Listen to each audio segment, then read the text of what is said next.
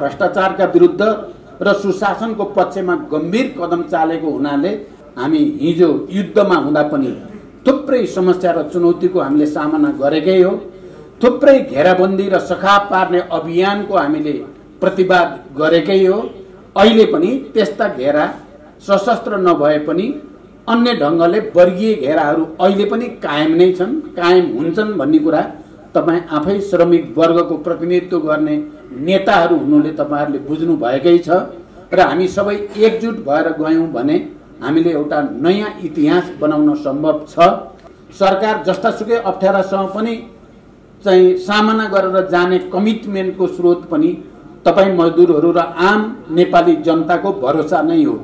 त्यो भरोसा रहेसम्म जस्तासुकै समस्या र चुनौती आए पनि त्यसको सामना गर्न सकिन्छ र यसले यो महाधिवेशनबाट पारित हुने नीति कार्यक्रम र नेतृत्वबाट मजदुर आन्दोलन अर्को नयाँ उचाइमा उठ्ने र अहिले पार्टीको तर्फबाट र खास गरी सरकारको तर्फबाट सुशासन, सामाजिक न्याय र समृद्धिको एउटा नयाँ अभियान थाल्ने जो प्रक्रिया भएको छ, यो छन त चुनौतीपूर्ण छ, तर पनि तपाईहरुको संगठन अखिल नेपाल ट्रेड युनियन महासंघले जुन गति र क्रियाशीलताका साथ महाधिवेशन आयोजना गर्नु भएको छ, पार्टीप्रति, पार्टीको नीतिप्रति र पार्टीको नेतृत्वप्रति तपाईहरुले जुन विश्वास र भरोसा राख्नु भएको छ, त्यसबाट ऊर्जा प्राप्त भएको मैले तपाईहरुको अगाडि राखेको थिएँ। साँच्चै नै अखिल नेपाल ट्रेड युनियन महासंघको तपाईहरुको महाधिवेशन जुन गम्भीरताको साथ र अनुशासनको साथ आकर्षण र भव्यताको दृष्टिकोणले पनि तपाईहरुले आयोजित गर्नु भएको थियो, त्यो साँच्चै नै महत्त्वपूर्ण थियो। तपाईहरुको कमिटमेन्ट, प्रतिबद्धता पनि धेरै महत्त्वपूर्ण थियो र त्यसबाट पार्टीलाई पनि सरकारलाई पनि एउटा नयाँ शक्ति प्राप्त भएको अनुभव भएकै थियो। जनताको र हाम्रा संगठनहरूको, मोर्चाहरूको, पार्टीका हजारौं लाखौं सदस्यहरूको साथ समर्थनबाट नै सरकारले ठुलठुला परिवर्तन ल्याउन अगाडि बढ्ने हो। अहिले मैले धेरै लामो व्याख्या गर्न सम्भव त छैन। मलाई आज यहाँ उपस्थित हुने समय पनि एकदम थिएन, तर अखिल नेपाल ट्रेड युनियन महासंघ भनेपछि र तपाई मजदुरहरूको यो केन्द्रीय समिति भनेपछि म एकैछिन 15 मिनेट भए पनि पुग्छु भनेर तपाईहरुको सम्मानको निम्ति म आएको हो। तपाईहरु सबैलाई अभिवादन भन्न चाहन्छु। तपाईहरुले देखिराख्नु भएको छ, एकातिर हामीले सुशासनको दृष्टिकोणले एउटा नयाँ अभियान, नयाँ आन्दोलन, नयाँ प्रक्रिया सुरु भएको छ। यो कम चुनौतीपूर्ण त छैन, तर हामी दृढताको साथ अगाडि बढेका छौं। बाहिर कहिलेकाहीँ बजारमा, मिडियामा विभिन्न खालका प्रचारबाजीहरू आउँछन्, तपाईहरु कहीँ कतै दुविधामा नबस्नु होला। सरकार र पार्टी दृढ छ, यसलाई अन्तिम र तार्किक निष्कर्षमा पुर्याएरै छाडिन्छ, यो विश्वास म तपाईहरुलाई व्यक्त गर्न चाहन्छु। कहिलेकाहीँ तीनटा पार्टीका, सत्तापक्ष र प्रतिपक्षका प्रमुख पार्टीका नेता बस्दा यो अभियान र आन्दोलनलाई सामसुम पार्न बसेका हुन् कि भन्ने प्रचार र शंका पनि गर्ने गरिएको छ।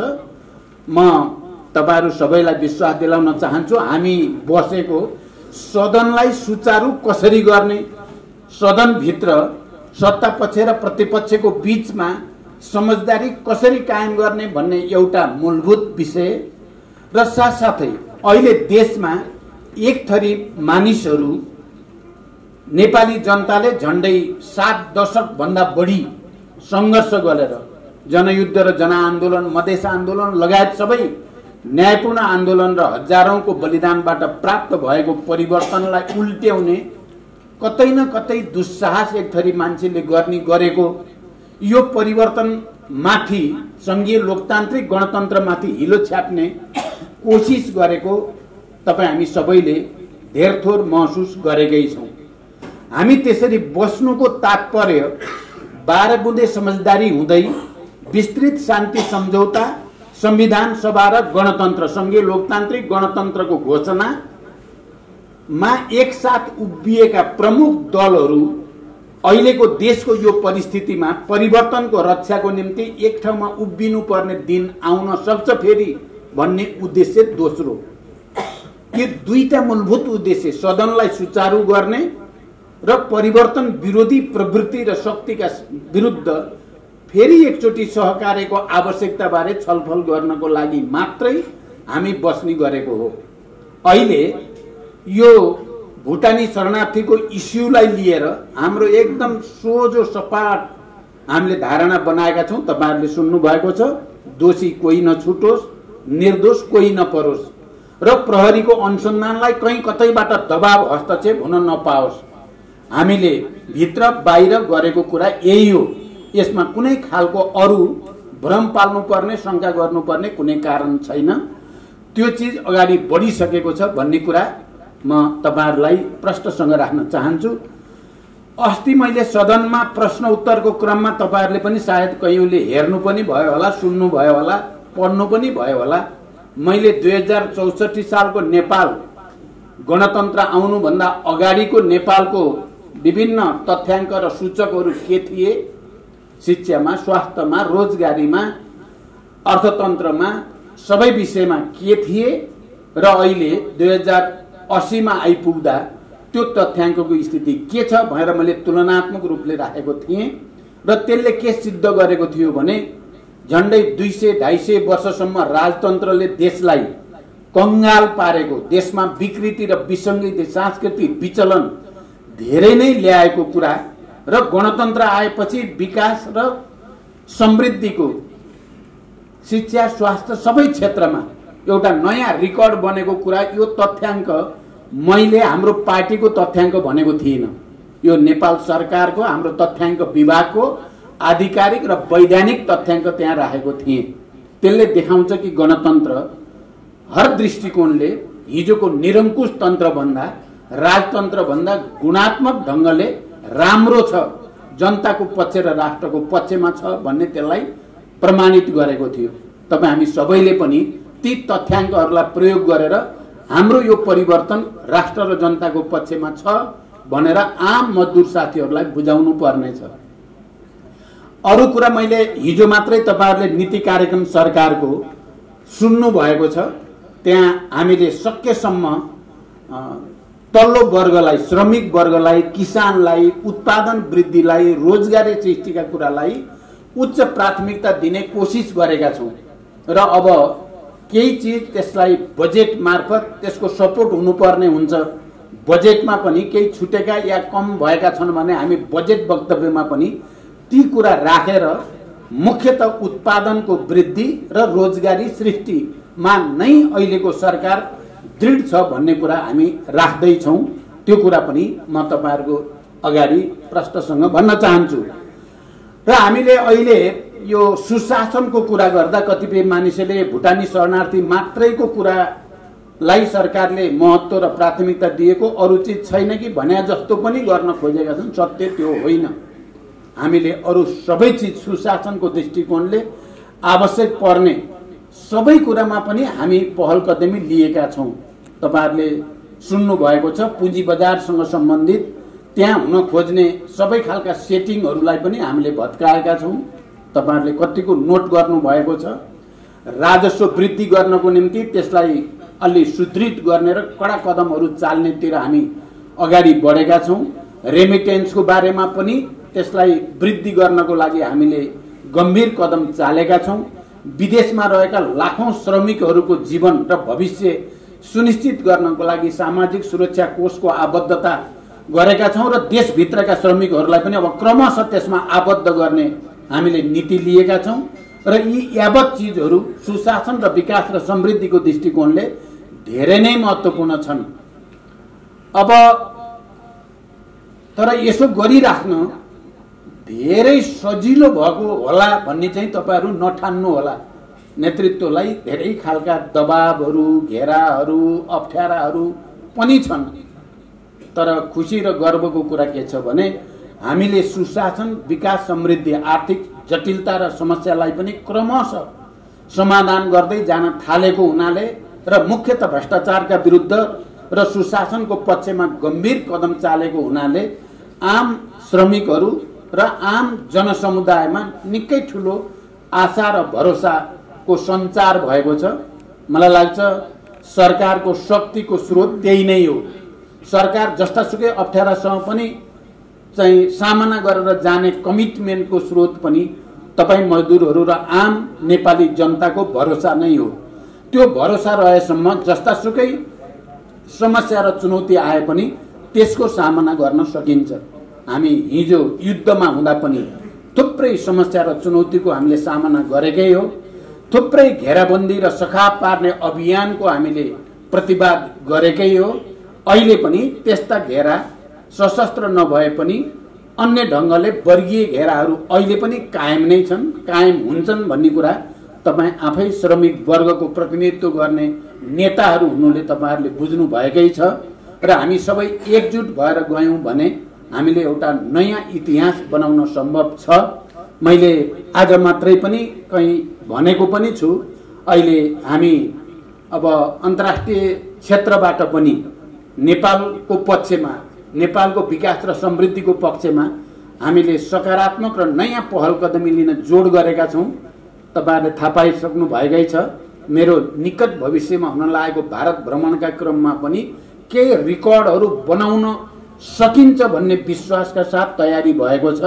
र मलाई लाग्छ केही रेकर्डहरू नेपालको पक्षमा, नेपाली जनताको पक्षमा, नेपालको राष्ट्रको पक्षमा बनाउने पुरै कोसिस मेरो छ। र अन्तिममा तपाईँहरूले यहाँ उठाउन खोज्नु भएको कुरामा मेरो पहिले नै ध्यान छ, चाहे त्यो टेलिकमका मजदुरहरूको आन्दोलनको कुरा होस्, त्यसलाई समाधान गर्नको निम्ति मैले पहल लिने विश्वास तपाईहरुलाई दिलाउन चाहन्छु। त्यसै गरी हिजो फ्री भिसा, फ्री टिकटको ठाउँमा अहिले फेरि 1 महिनाको तलब भन्ने कुरा निर्णय त भइसकेको छैन, चर्चामा छ। तपाईहरुको कन्सर्न मलाई थाहा भएको छ, यसलाई पनि सम्बोधन गर्नेतिर मेरो कोसिस हुनेछ। अब तपाईहरु नयाँ कार्ययोजना र कार्यक्रमको साथ देशव्यापी अभियानमा जानु हुनेछ र मजदुर संगठनलाई अझ मजबुत, किनकि यो संगठन जति मजबुत भयो परिवर्तन त्यति सुदृढ हुँदै जान्छ र हाम्रा हक अधिकारहरू प्राप्तिको आन्दोलन पनि त्यति बलियो हुन्छ र अधिकार प्राप्ति हुँदै पनि जान्छ। यही निर्देशन र यही शुभकामना भन्दै फेरि एकचोटि तपाईहरु हामी अध्यक्षको समय छोटो छ, त्यसको बावजुद पनि अध्यक्ष हामीले हाम्रो बीचमा आउनु भएको छ। त्यसकारणले म अहिले पछि तपाईहरुको बीचमा एजेन्डामा छलफल गर्नेछु। अहिले बैठकको एजेन्डा मात्रै म तपाईहरुको अगाडि राख्ने छु।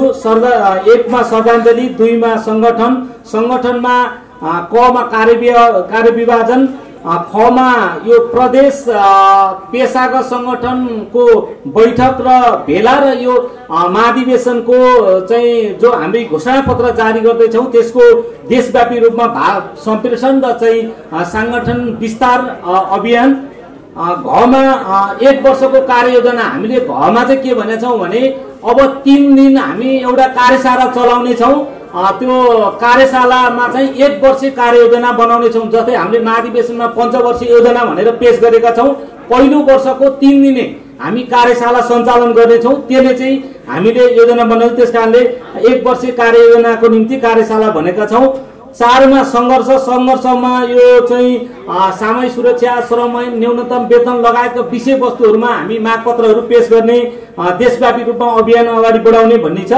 5 मा आर्थिकमा चाहिँ हामीले यो खाता सञ्चालन गर्ने, त्यसपछि लेबीलाई व्यवस्थित गर्ने र हामीले यो आपतकालीन कोष पनि खडा गरेर जाने भन्ने हाम्रो चाहिँ आर्थिकमा छ। त्यसपछि 6 मा यो अनि त्यसपछि 6 मा चाहिँ हामीले विज्ञ समूह गठन अनि भवन मर्मत भनेका छौँ। हामीले पेरिस डाँडाको हामी बसेको भवन अलिकति पानी चुहेको छ, त्यसको मर्मत भनेका छौँ र सल्लाहकार कमिटी गठन। अहिले चाहिँ प्रस्तावको हिसाबले यति प्रस्ताव छ। अब साथीहरू केही छ भने राख्नु, नभएदेखि यो प्रस्तावलाई पास गर्नुहोस्। अब अध्यक्ष कमरेडले नेपाल टेलिकममा आन्दोलन भएको 35 दिन भयो, मजदुर निकाल्यो, त्यसलाई सङ्घर्षमा आउँछ। त्यो ल सङ्घर्षमा आउँछ त्यो। ल त्यो यो ठिक छ, पास गर्ने के छ। ल ताली बजाएर पास गर्नु।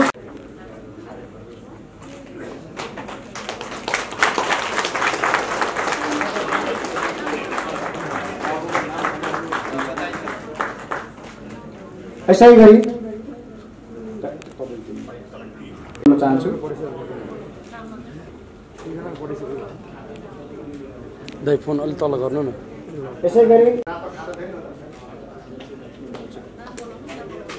घनश्याम ठकुरी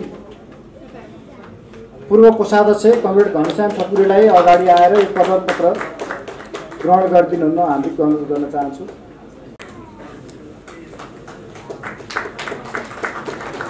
यसै गरी यो कदरपत्र ग्रहण गरिदिनु हुनको निम्ति कमरेड हुमबहादुर रेग्मी किरणलाई पनि अगाडि आएर यो कदरपत्र ग्रहण गरिदिनु हार्दिक अनुरोध गर्छु।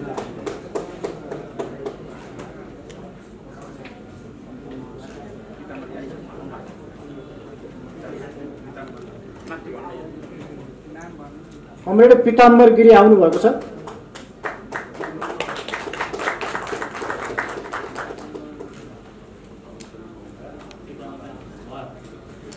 अब नेपाली मजदुर तथा श्रमजीवी वर्गको नाममा यो शपथ लिन्छु कि श्रमजीवी वर्गको हक हित र अधिकारका लागि सदा समर्पित हुनेछु।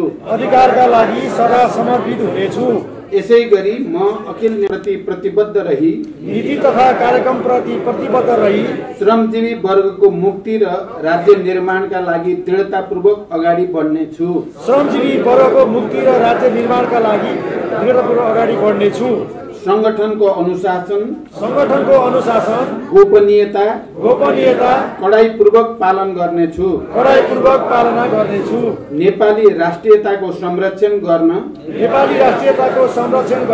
श्रमिकको प्रतिनिधिको हैसियतले सदा समर्पित भइरहनेछु। धन्यवाद।